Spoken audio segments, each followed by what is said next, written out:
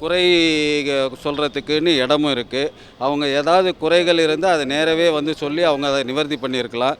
இன்னொன்று ஒரு பேஷண்ட்டுக்கும் ஒரு தன்மை இருக்கும். ஒவ்வொருத்தரும் அவங்களுடைய தன்மையை புரிஞ்சுக்கிட்டு அவங்களுக்கு சொல்கிறத எந்த விதமான எக்ஸ்ப்ளனேஷனோ கவுன்சிலிங்கோ இல்லாமல் எந்த விதமான ட்ரீட்மெண்ட்டும் யாரும் ஆரம்பிக்க மாட்டாங்க.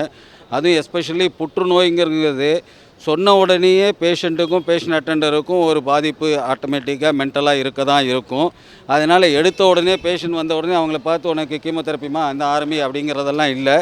அவங்களுடைய தன்மை, அது பரவிய இது, ஃப்யூச்சரில் என்ன ப்ராப்ளம் வரும், எல்லா பாதிப்புகளையும் கரெக்டாக எக்ஸ்பிளைன் பண்ணி அதுக்கு தகுந்த மாதிரி இருக்கிற ட்ரீட்மெண்ட் ஆப்ஷன்ஸ் எல்லாத்தையும் எக்ஸ்பிளைன் பண்ணி ட்ரீட்மெண்ட் எடுக்கிற ஆப்ஷன்ஸில் இருக்கிற குறைபாடுகள் அதனால் வரக்கூடிய பக்க விளைவுகளையும் விலாவரியாக எடுத்து சொன்னதுக்கப்புறம் தான் ட்ரீட்மெண்ட்டே ஆரம்பிப்பாங்க. அதெல்லாம் சொன்னதுக்கப்புறம் தான் அந்த பேஷண்ட்டும் அக்செப்ட் பண்ணிக்கிட்டு ஹாஸ்பிட்டலில் அட்மிட் ஆகிறாங்க. 3 தடவையோ 4 தடவையோ கீமோதெரப்பி கொடுக்குற வரைக்கும் பேசாமல் தான் இருந்திருக்காங்க.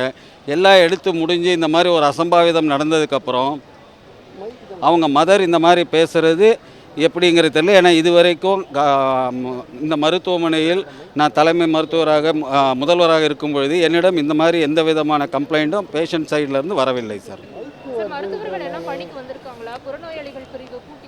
இப்போதைக்கு நம்ம Tamil Nadu Indian medical association and government doctor association வந்து கண்டன போராட்டம் அறிவித்ததுனால டாக்டர்ஸ் எல்லாம் கண்டன போராட்டத்தில் இருக்காங்க.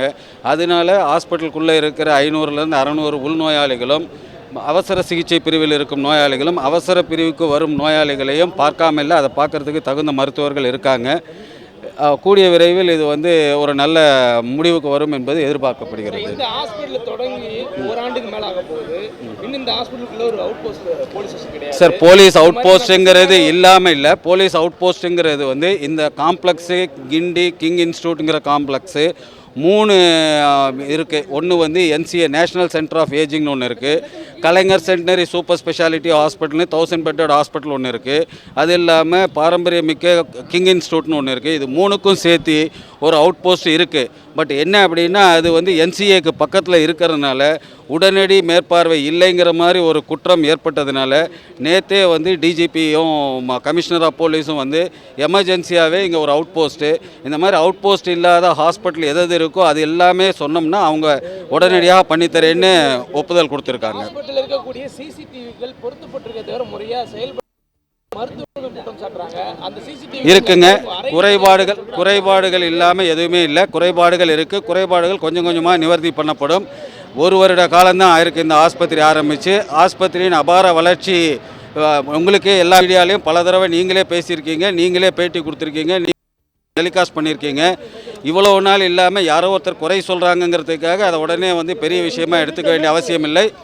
இது வந்து சிசிடிவி கேமரா பொருத்தப்பட்டது. சிசிடிவி ஃபங்க்ஷனாலிட்டி வந்து இன்னும் கொஞ்சம் வேலை இருக்குது, அதை பண்ணிகிட்டு இருக்காங்க.